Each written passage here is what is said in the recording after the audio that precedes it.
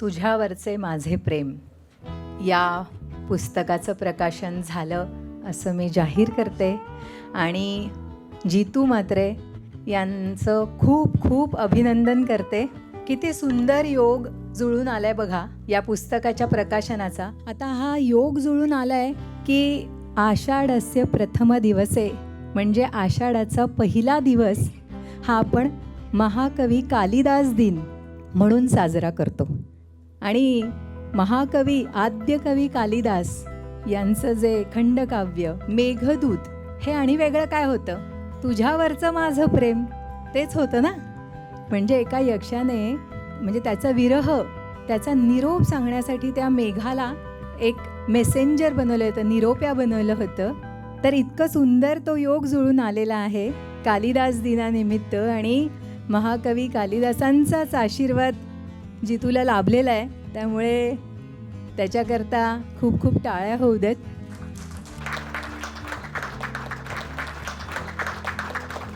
पुस्तक माझ्याकडे काही दिवसांपूर्वी आलं. त्यातल्या म्हणजे आता पुस्तकाबद्दल तर गीतेशने खूप सांगितलं आहे, पण मला असं वाटतं की दुसरी कविता, एखादा स्टॅन्झा, एखादा काही ओळी मी तुम्हाला ऐकवते बघा. म्हणजे यामध्ये एक कवीचं मन कसं दिसतं. मला वाटतं जितू आजचे सत्कार मूर्ती आहेत आणि त्यामुळे त्यांचं कौतुक करणं म्हणजे आपण काही बोलण्यापेक्षा त्यांच्या कवितेबद्दल कविता वाचून दाखवणं हे मला जास्त योग्य वाटतं. तर आत्ताची हलकी फुलकी म्हणजे एक यंग फ्लेवर्ड कविता जी आहे वन मोर कॉफी. म्हणजे जसं गीतेश म्हणाले की आपण ह्या तुम्ही हँडबुक म्हणून ठेवू शकता नक्की. चटकन आठवलं नाही काय मेसेज करावा तर ह्यातला एखादा बघा किती छान हलकी फुलकी आहे. कॉफीवरच्या गप्पा रंगताना थांबता थांबत नव्हत्या. दिसतोय ना आपण स्वतःला. म्हणजे हे पुस्तक म्हणजे एक आहे ना आरसा असल्यासारखं आहे. ज्यावेळेस हे आपण हातात घेतो, खरं तर तुझ्यावरचं माझं प्रेम म्हटलं की कोणीतरी आपलं आठवतं. मग जितूला विसरून जायचं, पुस्तक विसरून जायचं, कोणी प्रकाशित केलं आहे सगळं विसरून जायचं, हे आपलं होऊन जातं. कारण कुठली तरी आपली व्यक्ती वस्तुस्थिती आठवते तर ते मिरर होऊन जातं. आपलंच कोणीतरी एखादं खूप प्रेम करणारं किंवा खूप जीवाला चटका लावून जाणारं असं कोणीतरी आठवतं.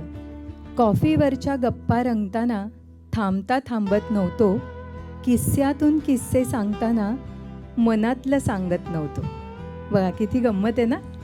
कारण ते सांगायचं नसतं, ओळखायचं असतं. कॉफीवरच्या गप्पा रंगताना थांबता थांबत नव्हतो, किस्स्यातून किस्से सांगताना मनातलं सांगत नव्हतो.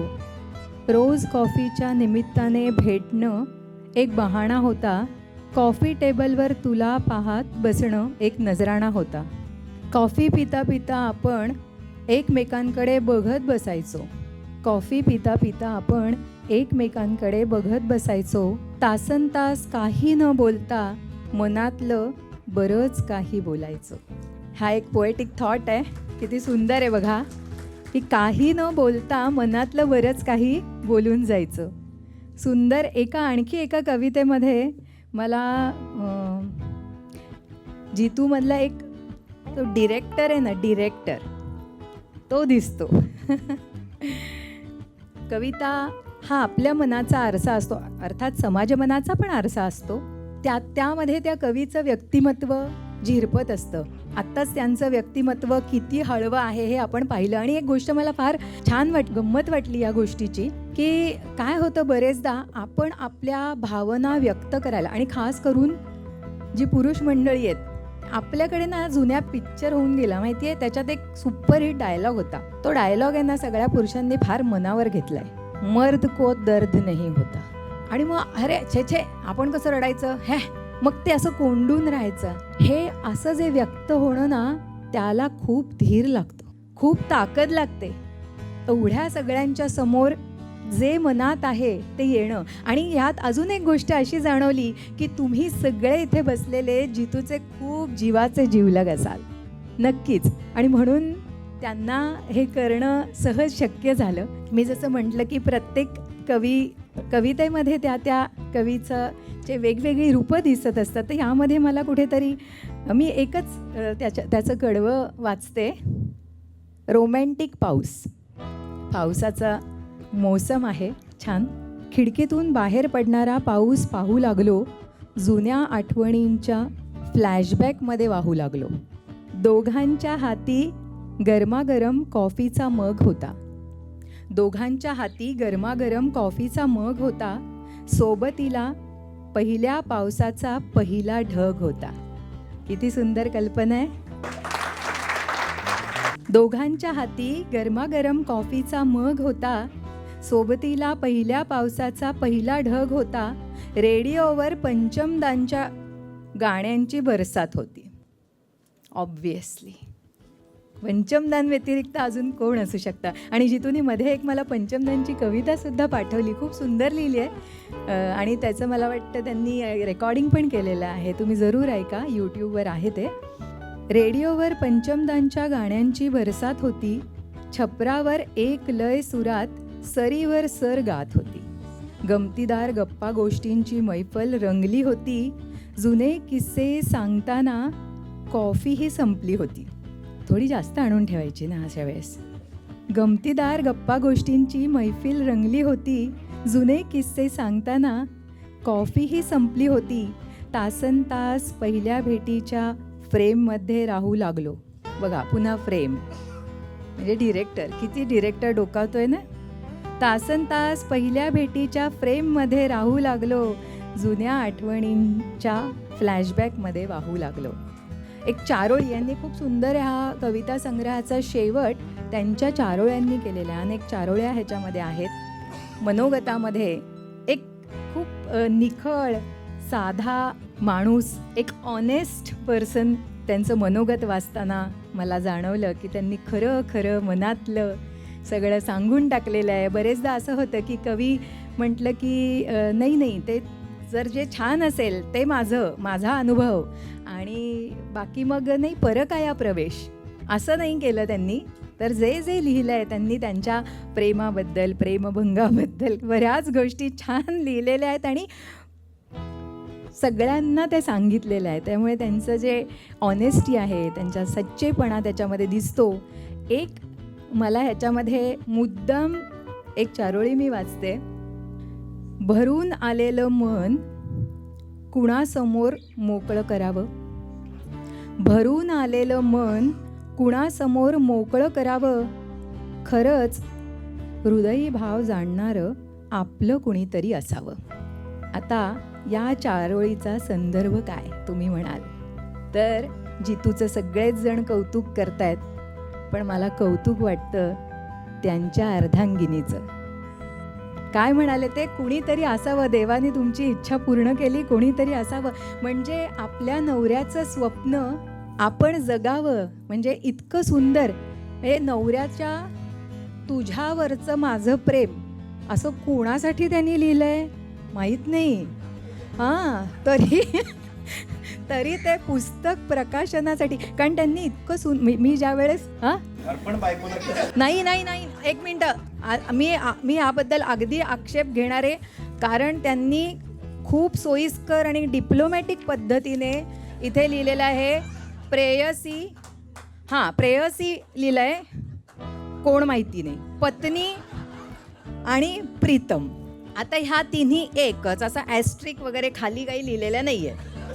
असा कंसात असा पण किती डिप्लोमॅटिक आहे बघा. पण खरोखर कौतुक आहे की नाही, की मी जेव्हा माझ्याकडे त्यांचं पुस्तक आलं, इतकं सुंदर त्यांनी ते प्रेझेंटेशन मला भयंकर आवडलं. कारण स्वतः आर्टिस्ट, किंवा माझे मिस्टर पण कला दिग्दर्शक आहेत बॉलिवूडचे, खूप सुंदर मूवीज केल्यात त्यांनी. ही इज एन आर्टिस्ट, मी स्वतः आर्टिस्ट आहे. त्यामुळे ना आम्हाला प्रेझेंटेशन कसं असतं बघा, ते तर पुस्तक छान आहे, त्याच्या आतमधलं कंटेंट छान आहे, पण ते देतात कसं. तर मी त्यांना कौतुक फोन करून हे सांगितलं, अहो किती सुंदर त्यांनी ते बॅगमध्ये टाकून हे करून दिलेलं. तर ते म्हणाले हे सगळं माझ्या बायकोने केलं, त्यामुळे तिच्यासाठी आधी भरपूर टाळ्या होऊ दे. ये ना इथे, ये. अरे तिचं कौतुक करायला पाहिजे. किती छान. नाही, खरंच बोलवा आणि मी म्हणेन की तिचा सत्कार झाला पाहिजे. अशी बायको सगळ्यांना लाभली पाहिजे. मी म्हणेन जितू, हे बघा, तुझ्यावरचं माझं प्रेम हे झालं, आता माझ्यावरचं तुझं प्रेम, असा एक कविता संग्रह करायला हवा. खूप छान वातावरण झालंय. जितूने मला म्हटलेलं की एखादी तुमची कविता पण ऐकवा. आवडेल का ऐकायला? शेवटी थोडासा हा लाईटर मूड झालाय. मी अशी काहीतरी पावसाची प्रेम कविता वगैरे अशी आणलेली खरं तर, पण नको, असे हलका फुलका मूड आहे आणि एकदम ज्वलंत विषयावर आपण बोलतोय. बायको. कुणीतरी फेसबुकवर पोस्ट केलं परवा, सर्व गुणसंपन्न बायको म्हणे असते केवळ अफवा. कुणीतरी फेसबुकवर पोस्ट केलं परवा, सर्व गुणसंपन्न बायको म्हणे असते केवळ अफवा. एकतर फक्त सुंदर असेल, नाहीतर फक्त हुशार, चुकून माकून दोन्ही असली तर मग भांडखोर असेल फार. देखणी हुशार शांतिप्रिय असली जर कदाचित, स्वयंपाकाची बोंब बसणार 100% निश्चित. काहीच नाही तर उधळपट्टी किंवा असेल मुलखाची हट्टी, सासूबाईंची वारंवार घेत राहील कट्टी. यावर बहुतेक नवरोजींचे लाईक्स आणि वाहवा. हो, खरंच सर्व गुणसंपन्न बायको असते केवळ अफवा. भले शाबाश पुरुष प्रधान, आपल्याला गुणांचं फारच ज्ञान, वेळ काढून आरशात जरा निरखावं स्वतःचं ध्यान. बायको हवी सुंदर. बरं, सौंदर्याची व्याख्या काय? कटरीना, प्रियांका, दीपिका, किमान दिसावी ऐश्वर्या राय. समजवाल का थोडं आपल्या अपेक्षांचं सूत्र? अहो, ऐश्वर्या मिळायला आपण कोणते बच्चन पुत्र? बुद्धिमत्ते बाबतीत अवघ्या स्त्री जातीला गृहीत धरता आणि स्वतःची अक्कल वाढावी म्हणून सरस्वतीचीच पूजा करता. कबूल आहे, चिडते, भांडते, थोडं भान नाही उरत, म्हणून काही टेन्शनचं निमित्त सांगून ती मद्यपान नाही करत.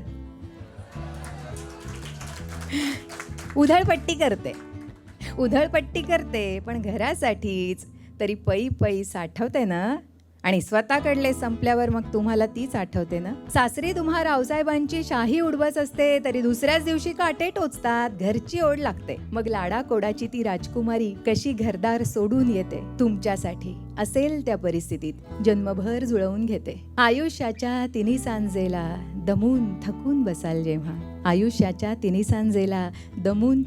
बसाल जेव्हा, केवळ तीच असेल सोबतीला, एवढे लक्षात ठेवा. सुखदुःखाच्या त्या संगिणीचा मग तुम्हालाच वाटेल हेवा, आणि तिला बघून स्वतःच म्हणाल, सर्व गुणसंपन्न बायको नसते केवळ अफवा. छान तुम्ही ऐकून घेतलत, आणि मी जरूर सांगेन की प्रत्येकाने हे पुस्तक, हा काव्यसंग्रह आपल्याकडे ठेवावा, वाचावा.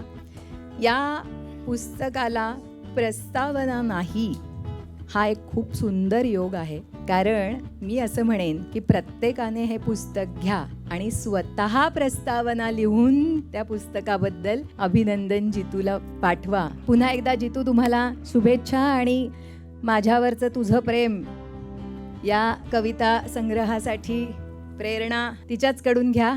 खूप खूप धन्यवाद.